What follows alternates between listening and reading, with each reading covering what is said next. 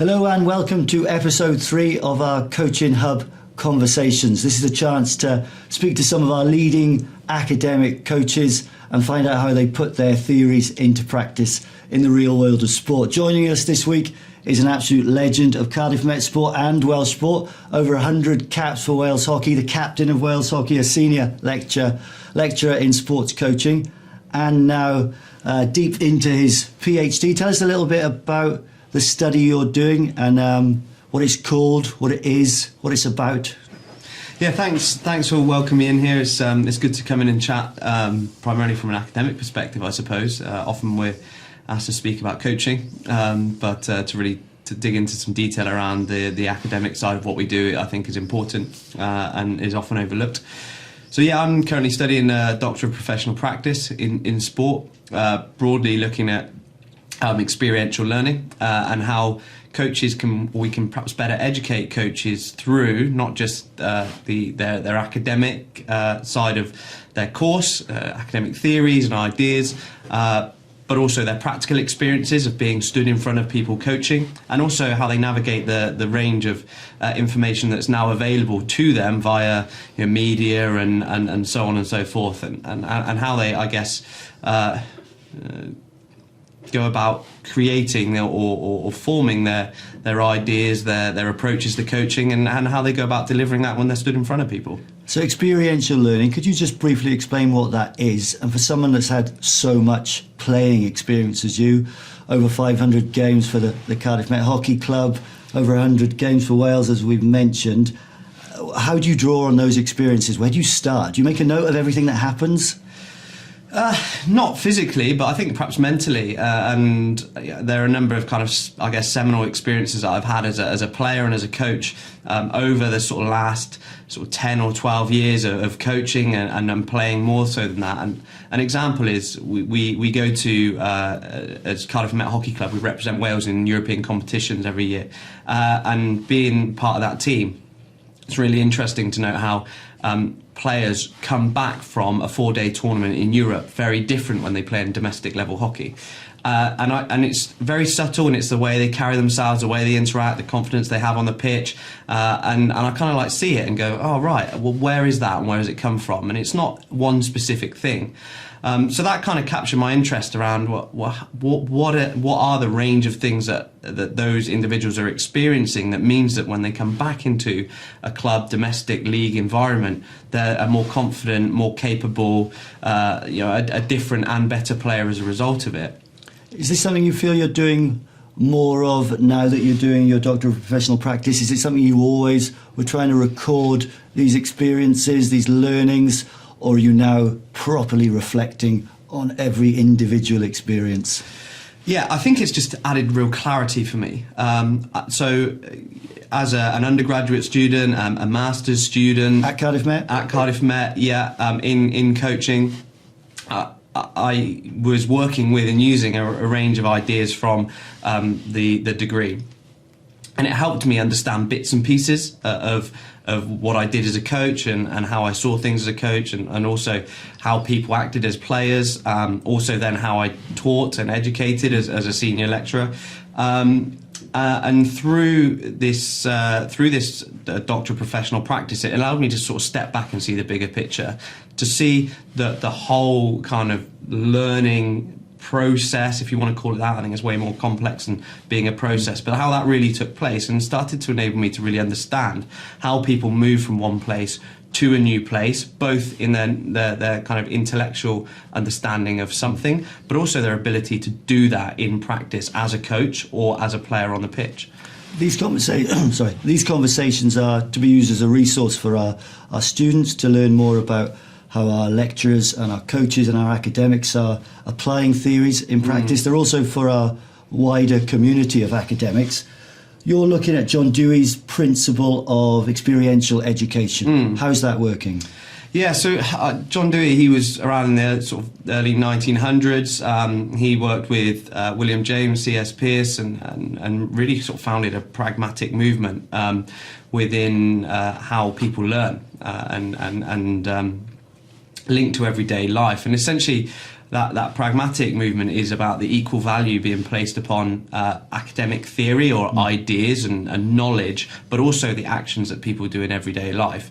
And so I started to read this and kind of went, actually, that's really valuable for me, partly because I was doing an academic degree, but I was also coaching. So I had the applied practice alongside theory. And often within the literature, traditionally, and I think it's starting to move beyond that, you had a theory for practice, and you had practice and theory. They were two kind of different places. There was lots of within my undergrad degree, there was lots of talk about this gap between theory and practice, and how people perhaps move from one to the other. And that kind of didn't really sit comfortably with me, because it wasn't so much, I don't think, about moving from one to the other or using theory to understand or inform practice. It was a little more nuanced than that, I think. So reading Dewey's work about there being equal value upon both of those really sort of struck a note with me. And in essence, that was built around the everyday kind of problems that people face within their daily lives, but also within their coaching practice. Yeah, I'll check the quoting because it's in front of me. This is John Dewey on pragmatism. Theory only becomes useful when applied to the everyday challenges of people. So what are those challenges when you're coaching, and what sort of theories have helped? You know, what obstacles, what adversity do you have to go through as a coach? What difficulties are there regularly that you find when you're coaching? You know, you run our ladies hockey program here. Do you find that sometimes those challenges are things that you can then reflect upon? Yeah, every day. I think I don't walk onto the Astro, or I don't pick up the phone, or I don't talk to an individual, whether that's a player or a coach, without identifying something that needs a little bit of shaping, a little bit of tweaking, or there needs to be something done in order to, solve or overcome a potential issue or challenge that may not be there right now but might occur in the future. So we cover a range of academic ideas or theories throughout the undergraduate degree. For example, in the second year, at the minute we're teaching content such as power and sharing relationships, emotions or emotional intelligence. We also have ethics in there, caring as well. So that straight away there are 4 different theoretical areas or ways of thinking about a conversation.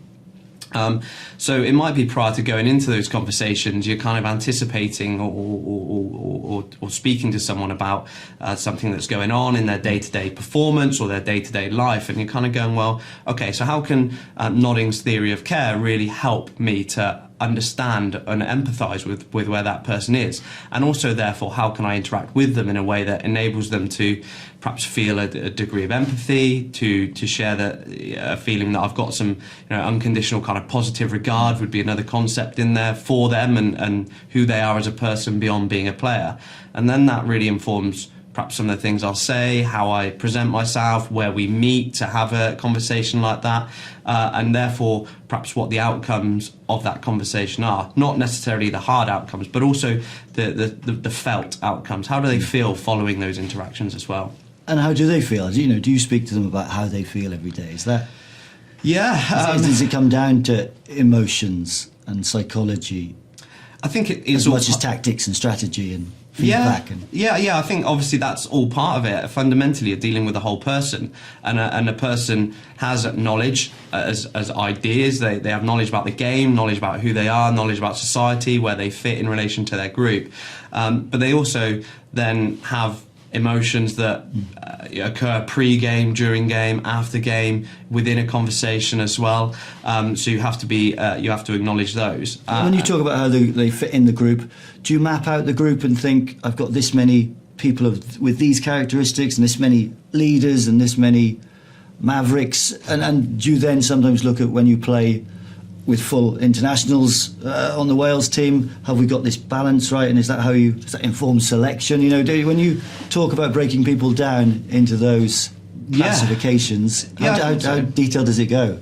I think I always kind of, I think you sort of, a lot of people would look at a team and go, an efficient and effective team is a team that are all quite similar. They're all quite, homogenous as a group. They have all of the skill sets that you need to be able to play. And I think in many ways that's a bit of a fallacy. Or I think for me it's about squads or teams or groups of people being complementary, and everyone bringing their own strength to that environment, both as a player on the pitch but also as a person within that environment.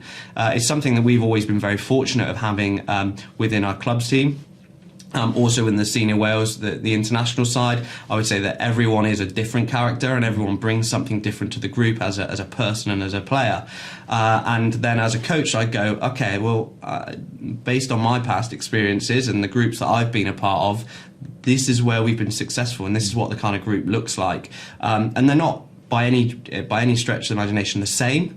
All those groups are different, but they are also part and are made up of very different characters and very different people who all bring something different. And I think personally, my understanding is that creates a very strong, robust and resilient group who have the potential to be successful and overcome a load of challenges that they'll face as people and as players when they're in competition. And in terms of experiential learning, you've had so many experiences, but from university hockey, club hockey, amateur hockey, semi-pro hockey, hockey at the highest level, coaching women's hockey.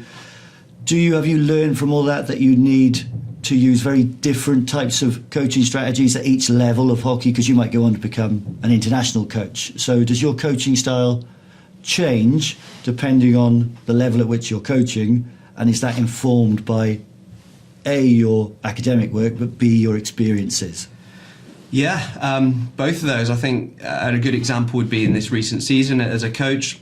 Generally, it's quite it's very much a shared learning environment where very much a kind of, if you want to call it a community of practice, you can, where people learn about the game and about themselves through interaction with their peers by consistently or continuously focusing on similar themes for a period of time, based on interest and effort as well within those conversations and when they're in training. However, that's great, but at a certain point in the season, it might not be suitable. And so we were in a similar position this season where we had sort of 4 or 5 games to go. We had 4 or 5 months of training competition under our belt. We were coming towards the culmination of the league. And at that point, we found ourselves, and I sort of found myself reflecting with my assistant coach and going, okay, what did this group need from me right now and for us as coaches?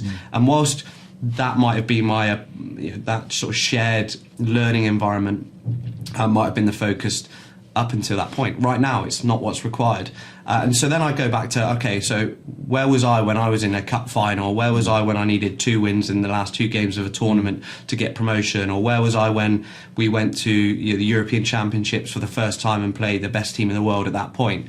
I didn't need to be having conversations about what could or might or has worked in the past. I needed someone to sit in front of me and tell me what works and what to do, so that I had real confidence and security to go after that and do it to the best of my ability. So so I'm reflecting back to perhaps 2018, where we've been to European Championships, and then I'm using that and going, yeah, that really worked for me. Okay, will it work for this group this weekend and for the next 2 or 3 games? Yeah, I think so. There could be some pitfalls in it down the line, but I think we can address those at a later point. That, for me, is the kind of best decision, the most appropriate, sensible, logical decision to kind of take with this group at this point in time. So to an outsider, it would appear that if you've had 100 caps for Wales and you've been in cup finals and you've been in relegation battles and promotions and won championships, that it would be obvious that you'd make a better coach. Is that always the case, or have you got to be mindful of that not necessarily being true? Yeah, I think you're right. The literature suggests that just by being an excellent player and playing loads of games in loads of different environments, that you're not going to necessarily be a successful or a high-level coach. For me, I think it's about your ability to kind of think in that space between being a player and having experiences there, being a coach and having experiences there, or even watching sport and kind of going, okay, so what's in front of me here? And this is where I talk to our students a lot about academic skills. So being able to evaluate, to appraise, to pass judgment upon what they're seeing and why they're seeing it and why it's perhaps interesting or intriguing to them or not. Why is something standing out as being kind of a little bit remarkable and therefore can you follow that? And how, perhaps based on an evaluation of a situation, perhaps its merits and also drawbacks, what does that mean for your future action, and what might the consequences of that be? So that ability to kind of think and adopt those kind of cognitive skills, those higher order kind of thinking skills, for me, enables individuals to perhaps transfer some of the experiences that they have and that are lived and that they're situated within into some kind of knowledge, some understanding about it, so that it's therefore transferable into their subsequent action, their future actions as a coach or as a player. Do you find all of this is making you a better player? We talk about how it has an influence on you as a teacher of sports coaching. It has an influence on you as an academic and as a coach. Is all this information you're pulling together improving you on the field? Yeah, undoubtedly. I think being able to, I suppose where I'm at now is, as a player, I don't necessarily have to worry too much about what my strengths are and what I'm trying to do better, or maybe where my limitations are. I've been playing international hockey for 10 plus years, so I know what I'm good at and where my strengths are and what I do and what I don't do in relation to the team. But it certainly allows me to kind of, a half-time team talk, let's say, as a captain, have input and say, okay, what's working and what's not working? Can I, in a sort of under pressure, in a snapshot situation, make an accurate evaluation of where we are? And I think with that accuracy and with that understanding of what's going on and being able to communicate that efficiently keeps people on board, and enables them to go, oh yeah, I hadn't really thought that was working and that wasn't working. I was just playing the game. But then by bringing that to their consciousness, they're like, okay, second half then, let's roll with that. Let's head in this direction. Let's really focus on what we've been doing well in that first half. And that's the same when you sit in video meetings at the end of the game, or between games, or in preparation for a subsequent game. Just because people are talking about certain things as being important doesn't necessarily mean that's the answer. And I think it's really important that you have the ability to kind of critique and analyse or evaluate what's in front of you, and do you really believe that or not, based on the evidence that's available, not just here but historically, and therefore is that the right way to move forward or not? There's some challenges in there. You've qualified for the Commonwealth Games, you qualified for this summer, you qualified for the Hockey World Cup next year. Hypothetically, if you were in a gold medal game against England for a Commonwealth gold medal, the night before that game, knowing you're going to have to give a team talk, knowing you're going to have to help prepare the team in the best way the following day, would you take a glance at some theory? Would you start to apply some of your learnings in the academic world, or does that happen subconsciously, or would you actually get a textbook out and reread something before designing that perfect pre-match speech? Yeah, no, I don't think as explicitly as say getting a journal article up or a book out and reading it in that way, but I think all of that reading, all of the engagement with these theories, academic ideas, help me to understand where I am, and help me to understand where the group are, and help me to understand what's required of us in this situation or the situation that we might face. Okay, so are people going to be really nervous? If so, do they need a shoulder around them and just like, you'll be all right? Do I need to show that care inside of, don't worry, whatever happens, mate, we're in this together. So, win, lose, draw, if you're successful, you make the fatal error. Don't worry, I'm with you. There's a caring element to that, let's say. Is it about, the cliche is rousing motivational speeches and all that sort of thing? I don't think there's a textbook for delivering one of those, but there is, we talk a lot about, or I certainly think a lot about as a coach, what emotions I share and what I don't, and when and where and why, and am I actively at times required to suppress my emotions, and when do I go with them and really show them with the group, and it might be that before that final I need to show the emotion that no one's seen of me before, and I need to be prepared to do that, let's say. James T, when he did this interview a few months ago, he was talking a lot about emotional labour and what you show to your students or your athletes or your teammates. Are you very aware now of how you carry yourself in terms of that emotional pressure you might have to deal with, or trying to inspire and motivate others? Do you use some of these theories to maybe sort of orchestrate your own behaviour or others' behaviour? Yeah, to a point. Yeah, they certainly add value. Emotional labour, emotional work, kind of that sort of acting in the front stage, but also what goes on sort of behind the scenes. I think generally as a coach, and I think this is because of being an academic and understanding that there's always a different argument, there's always a different position, there's always your knowledge is only kind of temporary and it can be fallible, and you will build new knowledge and new understanding in each different environment you come in, or by someone presenting a different argument. I think it kind of tempers it a little bit, and as a consequence, I tend to personally as a coach kind of be comfortable finding a middle ground that's somewhat consistent, as opposed to being sort of up here 1 minute and then down here the next, and therefore perhaps to the people I work with, the players, they don't quite know what they're going to get and when they're going to get when they're going to get it, so to speak. Definitely felt with James T, he goes with energy and a lot of positivity.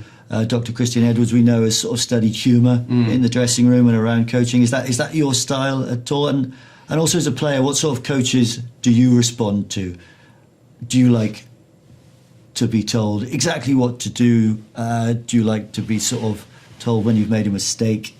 What do you expect from coaches? And has that changed since you've been doing academic work? Yeah, I guess I've always been really fortunate. I've been a player under some great coaches, and they're all great in their own way. So Danny Newcombe, ex-Cardiff Met, a student and coach here, who's now coaching the Wales senior men and will be taking us to the Commonwealth Games and the World Cup.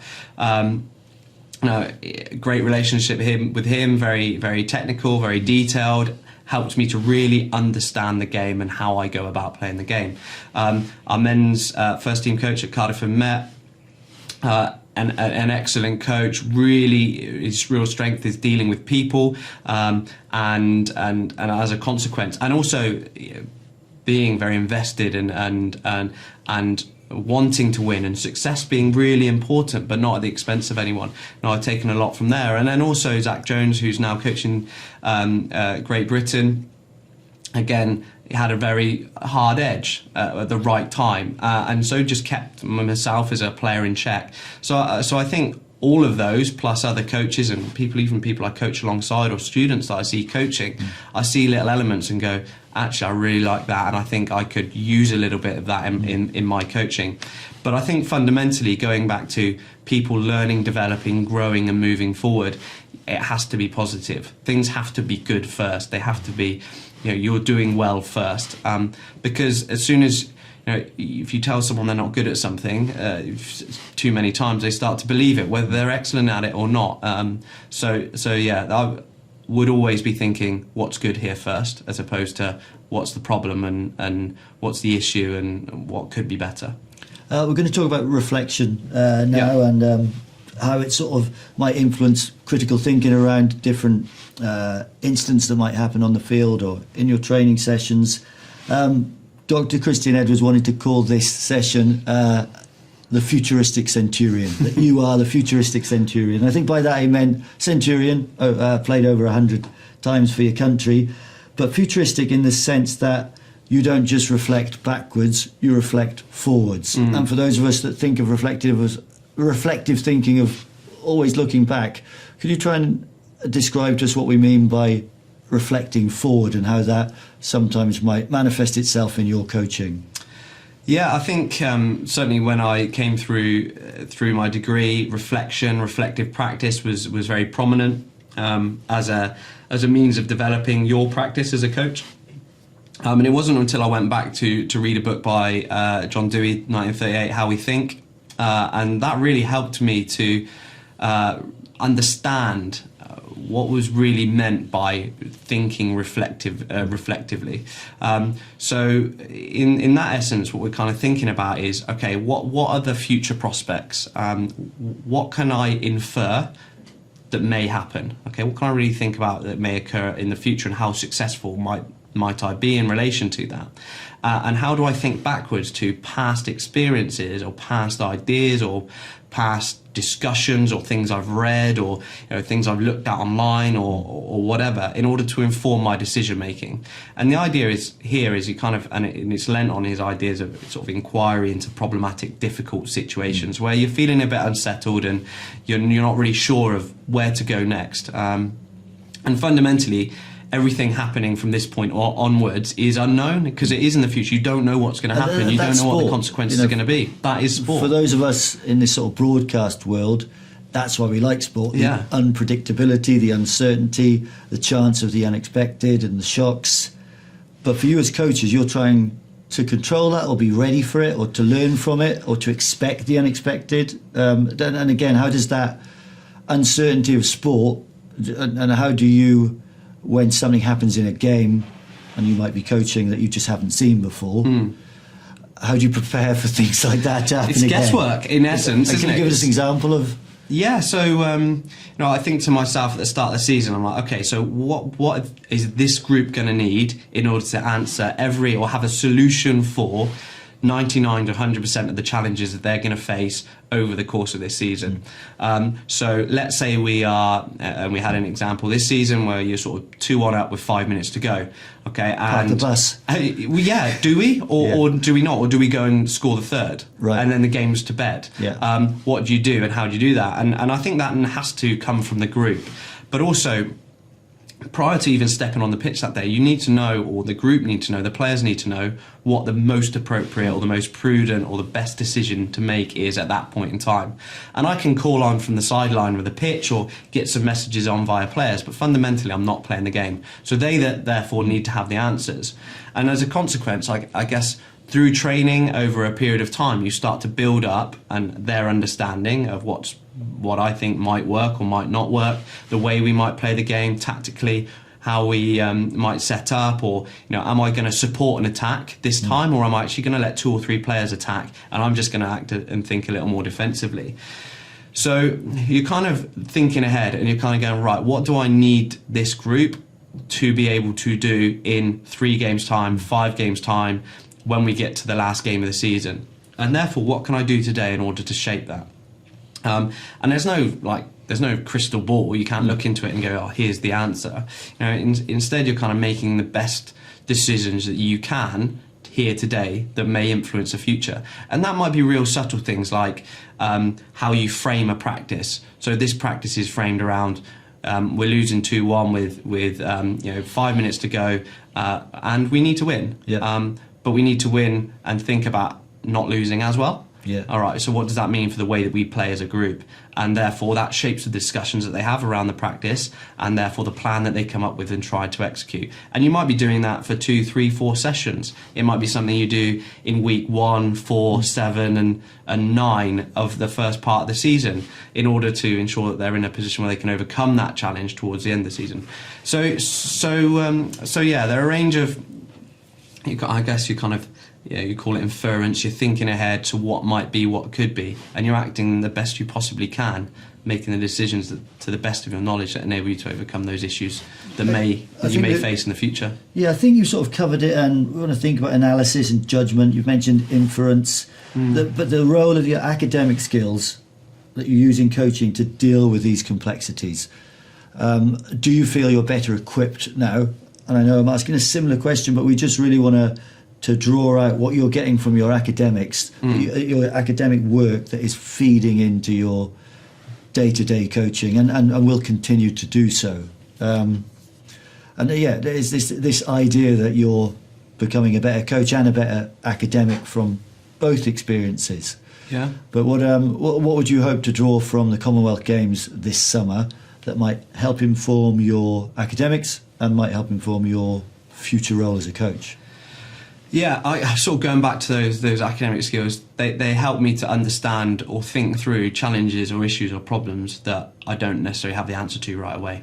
Okay, so let's say we play a team at the weekend, all right, and we're really struggling to get a foothold in the game. Yeah, really, they're just asking us questions that we haven't seen before, and you kind of come off the game, you might have lost, and you're like, what happened there? I don't really know why we lost that game, and so that kind of inquest begins. You start to look into it and go, well, why was that? And that's when you start to look at it critically. You might analyse it and pull it apart and break it down. So look at it in terms of the way we played with the ball from the back to the front, the way we executed up in the front line, the way that we perhaps pressed the opposition, or the way we handled them in the deep defence. So you start to analyse and pick it apart. Okay, what about the opposition? What were they doing? What were their strengths? And how did they perhaps manipulate us and create imbalances in the way that we played? Right, so therefore there's some challenges, and I might not have the answer to that right away, but it may be a case that by going to the Commonwealth Games in the summer, I experienced something very similar. And by being in and around the senior men and the coaching staff there, and the resources that we have to review games and discuss with perhaps high-level practitioners around why we felt that way and the challenge that was presented, it may therefore provide the answer. So when we return next season and I'm in a similar position, I'm like, okay, so this is where I was. I start to connect that experience of being, losing and being really unstable or unsettled in the game and not having an answer, to finding an answer that's perhaps arisen from a different context, a different place, and then bringing that back into my coaching and my work moving forward. Now, the ability, I think, to connect from one to the other and then to that third place comes from being able to evaluate, make sense of the information that's available to me, to kind of put all the pieces back together as a synthesis, and then to think about the future consequences of this when I come back into that. How many Commonwealth Games have you been to before? How many Commonwealth Games have you played? 2018, yeah. 2018. And what are you going to take from that experience to bring towards this year's Commonwealth Games? Are there many of the same players? Are there younger players that you'll have to help through that process? Is it the same coaching team, and you'll be sort of maybe helping the coaches deal with what is going to be, a huge event, a home Commonwealth Games? Wales have qualified. You've got a World Cup coming up afterwards. How will you use your experiences of the past and possibly your academic knowledge to help get through this Commonwealth Games and help some of the younger players get through it? Yeah, I mean, fundamentally, our aim for this Commonwealth Games is to finish higher than we did last time, really. Because last time I think we finished 11th or something out of 12 teams. It was the first time we went there. Not last. Not last. No, you're right. First major tournament for us as a group, really. It was quite a new group at that point. The group hasn't changed that much. We have, I think, pretty much all of us, 90% of us, will have had a experience of a previous Commonwealth Games. Since then, we'll have been to 2 European Championships as well, and we'll have played much more hockey against the top 10 teams in the world than we had going into that. We've also played on home soil recently, so qualification for the World Cup came back in November down here in Cardiff. So we have experience of what a home crowd can bring. Okay, not to the same level as a Commonwealth Games crowd, but that was one of our sort of early experiences of playing in front of a crowd here in Cardiff. So we'll use elements of all of those, the tournament experience and flying to the Gold Coast and being away for a long period of time together, big game experience from European Championships in Belgium and Holland, plus the experience of playing on home soil in front of our own crowd, and try and take elements from each of those when we go to Birmingham Commonwealth Games. That provides us with a really nice foundation to be able to draw, when we meet challenges at that Commonwealth Games, to be able to think back to 2018, to be able to think back to the World Cup qualifiers and how we qualified for the World Cup. What we did against Belgium in 2018, or what we did against Holland or France and those teams, but also with half an eye on the World Cup as well. We're still thinking forward to, okay, so what do we need forward? We're reflecting forward, we're thinking ahead. What do we need to get from this Commonwealth Games that's going to enable us to be successful at the World Cup in January? That's why you're the Futuristic Centurion. Going away from elite sport down a few levels to buck sport, which Christian Edwards said to me yesterday, that's not elite sport. It's high performance, but buck sport that you might be coaching in the women's team, players who might become elite athletes, but at the moment they've got a lot of other stuff going on. Financial issues, coursework issues. How much do you use your own experience as a student yourself, however long ago that was? If someone doesn't show up for an analysis session on a Thursday morning because they, they might have been out on a Wednesday night. How much do your previous experiences And the fact, you're part of the university, you understand the culture, how much of that will help you when dealing with issues like that, when a player maybe doesn't turn up for training, or someone doesn't pull their weight, or maybe aren't fit enough, or you're having issues with players, but you understand they're students, not elite athletes? I think one of the biggest things that helped me was understanding more, to a greater extent, the role of values within an environment, and going back to some of the reading around experiential learning, is this belief that kind of everyone's trying to do their best in the world, and everyone's trying to make what they think is implicitly the right decision for the good of themselves, and a good citizen it would be for the community and the people around them. And so when I went back to sort of read that, I was like, okay, if I trust in that and believe that's the case, then it helps me to understand or appreciate that everyone is trying to do what's right for them, and at the right time. So as a consequence, we then brought in a sort of a values framework. We called it the 10 C's, 10 words or 10 values that start with C, that we kind of expect. A few of them. Yeah, there's a challenge. Characters in there, commitment. Yeah. So to communicate effectively, look them up. Yeah, so there's 10 of them, and that helps us to kind of share what we think and how we believe that upstanding, successful individuals, both on and off the pitch, could carry themselves, and what they should be making some of their decisions on. And as long as they are making decisions, or at least communicating their decisions in a way that's representative of those values, then it gives me, I suppose, confidence to kind of go, okay, they're making the best decision that's right for them, and they've done it in this way. One of them is caring, and I know we've spoken about that before. They're doing it because they don't just care for the success of the team, they're caring for themselves, or they're caring for someone who needs a bit of care, and consequently they're not going to be at training. And you're kind of like, okay, but as long as there's a considered decision around why they're doing what they're doing, and they've thought it through about the impacts of their decision at that point, then who's to say whether they should or shouldn't be there? Obviously, from a coaching perspective, we would encourage people to be there as part of commitment. Being committed to the environment is an important value, and being committed to whatever they do. So we would expect them to be there at training, at games, and putting in the best that they can all the time. But sometimes something else takes priority, and I think as long as we can appreciate why that's been the case, then that's okay. And I think it's partly about education of us, of students and of players and student athletes and future internationals and so on, that they have the capacity, the ability to make the right decision at the right time with the right possible consequences as a result of that. Doing the right thing the right way, really. I think it's clear, looking at your team and the way they train and the way they behave, you've got the whole club a really positive, healthy culture and environment. I'm interested in the Cardiff Met coaching culture and environment. How lucky you are on any given night to see James T running around the track. Anna Stembridge might be coaching netball, or Susie Drain might be coaching netball, or Steph Collins might be coaching basketball, or Danny Milton might be coaching rugby, Christian Edwards, who we've mentioned. There's all these great coaches. Do you lean on that knowledge? Do you feel there's a strong community around you? Do you feel competitive as well to make sure your team does as well as Kerry Harris's team? Or, so how much does being part of this incredible coaching laboratory live, happening all around us, but how much are you pushed and supported by all these great coaches around you? Both. Pushed, supported. I think it's I wouldn't say we're competitive between, football's doing this, or rugby's doing that, or hockey's doing this, or whatever. I think there's a common goal, and that is to improve the quality of sport and also coaching and education here at the institution and in the teams that we work with.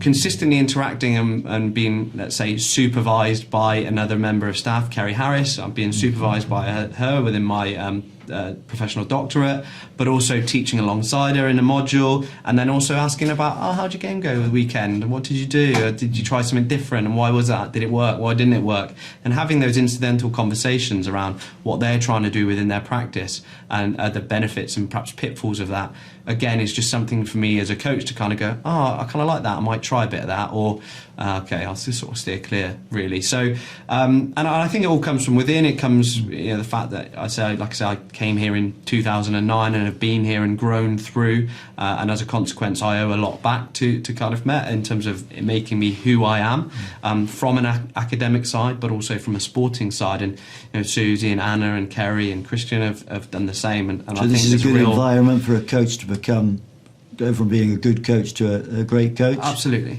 yeah, absolutely. In terms what more of can a coach need, really, in terms of the academics, the players to actually coach, the ability to still play and train? Do you feel like what could you add to this environment to help coaching anymore, or do you feel you have everything you need? I think personally, you have 95% of what you need is accessible at some point, at some time, whilst you're here at Cardiff. What's the extra 5%? Is that better facilities or resources or I think more just people? Being worldly wise, understanding that there are different ways of doing things. So I'll go to a European indoor tournament, and I'll be in Czech Republic in the back end of nowhere in a big old barn with a hockey pitch in it, and there'll be a Czech coach coaching his team, and I'm looking at it as a coaching scholar or academic and going, what on earth is that? That team wins a tournament.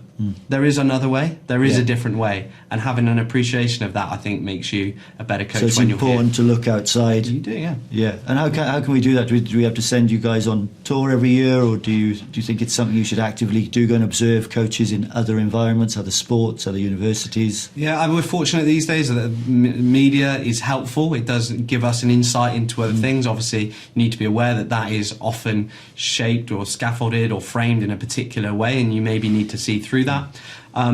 Having connections from outside the university, going and working with other coaches, observing other environments, the way other people do things, different cultures.